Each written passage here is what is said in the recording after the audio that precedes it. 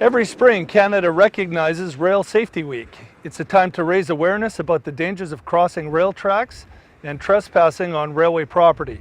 In 2014, the BC Provincial Committee on Railway Safety Public Outreach is hosting 2 events to promote the upward trend in railway safety awareness. Railways are constantly having an interface with the public, particularly at the crossings like you see here and they're not always positive interactions. Part of the issue we see is the frustration people face with the daily traffic issues they have. This is not something new to people. It's just sometimes something they forget the seriousness of not obeying the crossings or taking shortcuts. Over the past year, we have seen a decline in rail crossing and trespassing accidents in BC. Awareness campaigns like these are having a positive effect on rail safety across the province. Our committee is doing its part to promote rail safety across BC, but drivers, cyclists, and pedestrians must be alert on the road when they are near railway tracks. During Rail Safety Week and throughout the entire year, if you see tracks, think train. Hello, Railway Safety Week. Thank you. We all have a stake in community safety.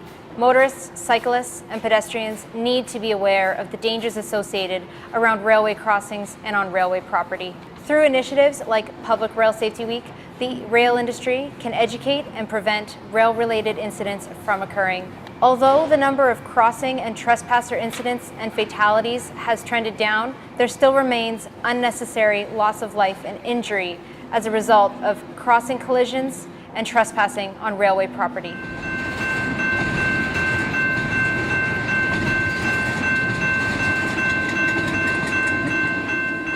A couple tons, maybe? 10 tons. 10 tons?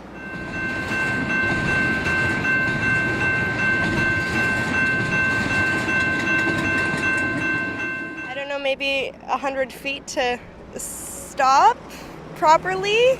Oh, about a kilometer. Probably about 1 kilometer.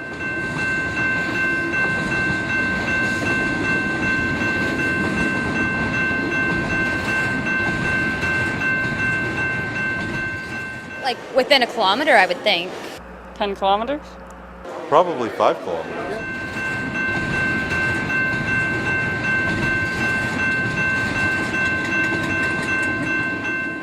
Probably 20 meters. Maybe 15, 20? Should be about 5 meters.